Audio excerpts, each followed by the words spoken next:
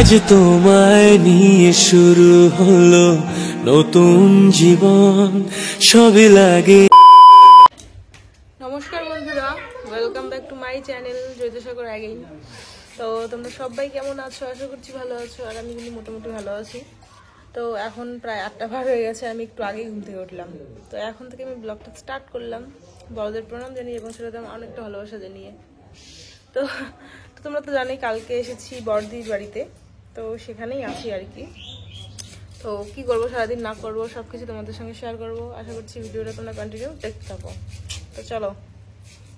এখানে দেখো দিদি হচ্ছে সবজি কাটছিল, মা এই মানা আনছে আমাদের বাড়ি থেকে, কারণ এই মাসে ভাদ্র মাসে মানা খেতে লাগে। তো জানি না কোথায় কি এটার নাম, আমরা তো মানাই বলি। তো ভোগ মানা এনেছে, তো দিদি কিন্তু সেটাই কাটছে, আর আমি ঘুম থেকে উঠে ফ্রেশ ট্রেশ হয়ে বসে পড়েছি এখানে। তোমাদের সাথে একটা কথা শেয়ার করি, জানি না কাদের কেমন তোমাদের। সত্যি কথা বলতে আমার যে এই দুই ননাস আর কি, যেহেতু বড় তার জন্য কিন্তু ননাস বলি। তো এই ননাসদের আর কি বরের আর কি, যেটা জামাইবু হবে আমার আর কি। তো এত ভালো, সত্যি কথা বলতে আমার এত খেয়াল রাখে, আমি মানে কি খেতে ভালোবাসি কি না খেতে ভালোবাসি সব সময়। যেটা বাড়ির পাশে দিদি আছে সর্দি, তো ওই জামাইবু যদি মানে কখনো যদি আসে বাড়িতে, তো আমার জন্য একটা পান নিয়ে আসবে, কারণ ওই মিঠা পাতা পান খেতে আমি খুব ভালোবাসি। তো মানে জামাইবু আসা মানে কি আনুক না আনুক আমার জন্য একটা পান নিয়ে আসবে। মাঝে মাঝে কিন্তু আমার জন্য আইসক্রিম নিয়ে আসে, হয়তো রাত্রিবেলা হয়তো বাজার থেকে এলো, এই সাইডে এলো, আমাকে আইসক্রিম দিয়ে গেল, মানে মাঝে মাঝে। তারপরে এই জামাইবু যেহেতু অনেক কাজকর্ম থাকে, যাওয়া হয় না, তো যখন যায় তখন তো আনেই। বা আমি যখন এখানে আসি আমি কি খেতে ভালোবাসি, এই যে দেখো সকালে বাজার গেছে, টিউশন তো পড়ায়, একটা সকালে ব্যাস পড়াইছে 8:30 অবধি, তারপরে নটার থেকে মানে আরেকটা। তো যাই হোক বাজারে গেছে, গিয়ে আমার জন্য রুটি সবজি নিয়ে এসেছে। আমি বলেছি যে বাড়িতেই করে খাবো, তো না হবে না, দোকানে রুটি সবজি আনবে আর কি। তো দেখো রুটি সবজি নিয়ে এসেছে। মানে সত্যি কথা বলতে হয়তো বা ভাগ্য করেই পাওয়া যায় এরকম। আর যে আমার দুই ননাস যে আছে, সত্যি কথা বলতে বদ্দি যে আছে, তো এই দিদি তো খুবই শান্তশিষ্ট একদম, মানে খুবই শান্ত। আমি তো খুব চঞ্চল। আর সর্দি আছে, সর্দিও বেশি একটা চঞ্চল না, কিন্তু এই দিদির থেকে একটু বেশি। আর আর তোমাদের দাদা ভাই এই বরদিকে কিন্তু ও সব থেকে বেশি ভালোবাসে আর কি, বলতে সর্দির থেকেও। ও বলে যে আমি বলেছি কাকে তুমি বেশি ভালোবাসো বা কাকে তুমি বেশি আর কি ইয়ে করো, তো ও বলে তোমাদের দাদাভাই বলেছে দুজনকেই করি, কিন্তু বড়দির প্রতি আমার অন্যরকম একটা টান আছে। বলো কি বলো তো, বড়দি মানে বড় দিদি, তোমাদের দাদাভাইয়ের বড় দিদি, তারপর আরেকটা দিদি, তারপরে তোমাদের দাদাভাই। তো যখন আমার শাশুড়ি মা হয়তো এখানে ওখানে যেত, তখন কিন্তু তোমাদের দাদাভাইকে বড়দিই সামলাতো। তো তার জন্যই তোমাদের দাদাভাই বলে যে বড়দির প্রতি আমার অন্যরকম একটা টান আছে, মানে বেশি ভালোবাসে আর কি। যেটাই হোক, আর দিদিদের কান্না একদম তোমাদের দাদাভাই সহ্য করতে পারেনি, একদম না। আর ও খুবই মানে ইমোশনাল, তোমাদের দাদাভাইও খুবই ইমোশনাল। এরা যদি কান্না করে কোনো একটা দিন ফোন করে, মানে তোমাদের দাদাভাইও কিন্তু ওখানেই কান্না করে দিবে, এরকম একটা ব্যাপার। কিন্তু আমাদের এখানে আসার পরে যে কি বলবো, আর এই যে দেখো বাবুর শরীর এতটা খারাপ, মাথার মধ্যে জল দেওয়া হচ্ছে।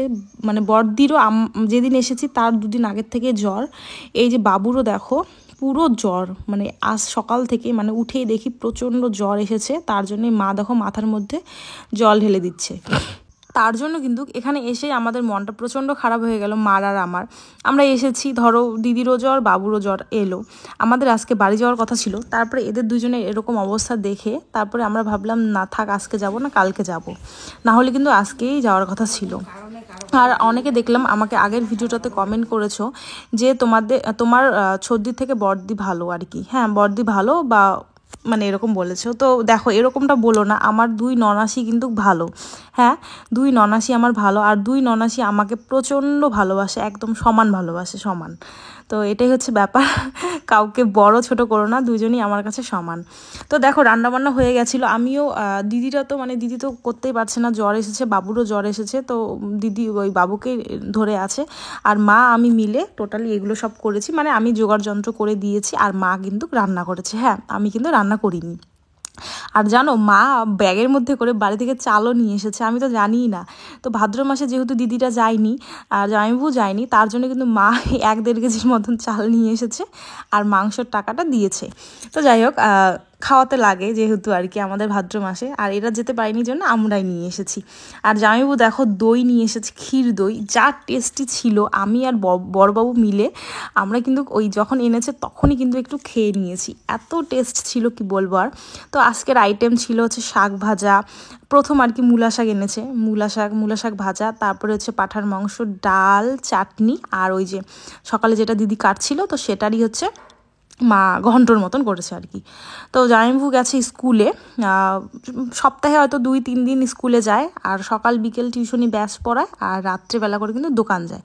চান্দামারি, তোমরা আগের ভিডিওতে জিজ্ঞাসা করেছো, তো দিদিদের বাড়ি হচ্ছে চান্দামারি থেকে একটু আগে আর কি, একটু আগে দেখবে এই ডান সাইডে একটা পাকা রাস্তা যায়, তো সেই রাস্তা দিয়ে বেশি দূর না, 1-1.5 কিলোমিটার এরকম বাড়ি।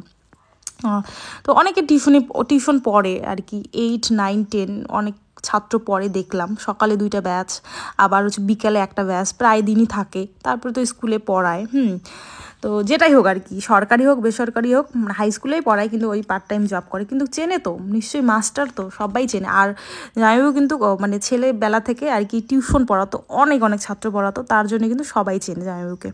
আর এই যে দেখো আমাদের এইবারের প্রথম শপিং, মানে পুজোর শপিং স্টার্ট হলো বাচ্চাদের দিয়ে। হ্যাঁ, তো যাই হোক এখানে এসেছি, আর তোমাদের দাদাভাই কিন্তু পয়সা পাঠিয়ে দিয়েছে, তো ভাবলাম যে যখন এসেছি তো আমরাই জামা কিনে দিই। একটা দেখো টাকা দেওয়া একটা ব্যাপার, আর নিজেরা জামা কিনে দেওয়া নিজেদের পছন্দ মতো কিন্তু আরেকটা ব্যাপার। আর আমার কি বলো তো, আমাকে যদি কেউ টাকা না দিয়ে যদি কেউ আমার জন্য শাড়ি বা চুড়িদার যদি কেউ এনে দেয়, আমার না সেটাই ভালো লাগে, মানে কেন জানি না অন্য রকম লাগে। তো টাকা তো দেখো টাকা সবার কাছে থাকে, আর টাকা অনেকেই ধরো এমনিতেও দেয় পুজোর সময় নিয়ে, পুজো মেলা ঘোরা এটা ওটা, কিন্তু যদি কেউ একটা জিনিস কিনে আনে, কাপড় আর কি, তো অনেকটা খুশি লাগে কেন জানি না আমার। তারপর দেখো সন্ধ্যাবেলা আমি, দিদি, 2 বাবু, মা মিলে আমরা চলে এসেছি দোকানে। তো এখানে একটা দোকানে এসেছি, আর জামাইবাবুরও কাপড়ের দোকান আছে, কিন্তু কি বলতো ওই সকাল বিকেল টিউশনি পড়ায়, আবার ধরো দুপুর টাইমে মাঝে মাঝে আর কি 3 দিনের মতন স্কুলে যায়, তো সেই দোকান করার কিন্তু ওরকম টাইম হয়ে ওঠে না, ওই রাত্রিবেলা 2-3 ঘন্টা আর কি ওই দোকানে বসে, তার জন্য কিন্তু সেরকম একটা মালও করে না, কারণ মাল করলে তো বিক্রি করতে হবে, তাই না বলো। কিন্তু তবু ওই সন্ধ্যার টাইমটা করে আসে, বসে, এই কত মানে কিছু বিক্রি হয়, তো বলে হ্যাঁ আমার হাত খরচ মানে সবজি খাওয়ার পয়সাটা হয়ে যায়। তো এই হচ্ছে ব্যাপার।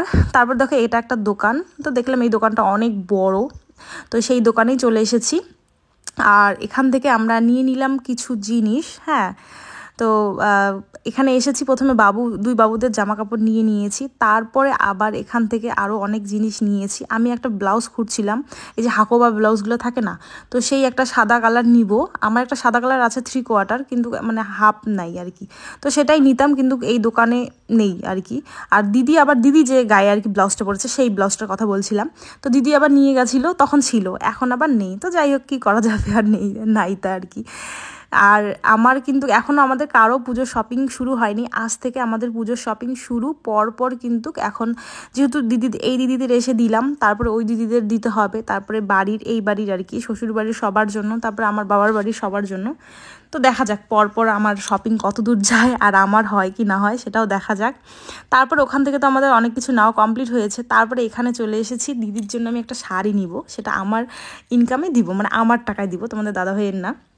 তো তার জন্যই দেখো এখানে আমি শাড়ি খুঁজছিলাম, আর সেরকম দেওয়াও হয় না দিদিদের, ওই বিয়ের সময় দিয়েছিলাম, তো বিয়ের সময় তোমাদের দাদাভাই দিয়েছিল, তারপরে আমি আমার একটা দানের শাড়ি দিয়েছিলাম, আর এই যে দিদি শাড়িটা পরে আছে, তো এই শাড়িটাও দিদিকে দিয়েছিলাম আমি ওই জামাই ষষ্ঠীতে, দিদিটা যায়নি, তারপরে পরে যখন গিয়েছিল তখন দিয়েছিলাম আর কি। আর সেরকম কিছু একটা দেওয়াও হয়নি, তো ভাবলাম পুজোতে আমি একটা দিদিকে শাড়ি দিই, তো তার জন্যই দেখো এখানে চলে এসেছি, আর আমরা শাড়ি দেখছি, আর বললাম দোকানদারকে যে এবারের কী শাড়ি বেরোইছে, তো এমন একটা শাড়ির নাম বললো যে শাড়িটার আমার নামই মনে এখন পড়ছে না, তো অনেক রকমের শাড়ি দেখালো, তারপরে কিন্তু দিদির জন্য একটা শাড়ি নিয়ে নিয়েছি। হ্যাঁ, আর বাড়ি আস্তে আস্তে প্রায় 10টার মতন, বোঝোই অনেক শপিং করা হয়েছে, অনেক শপিং।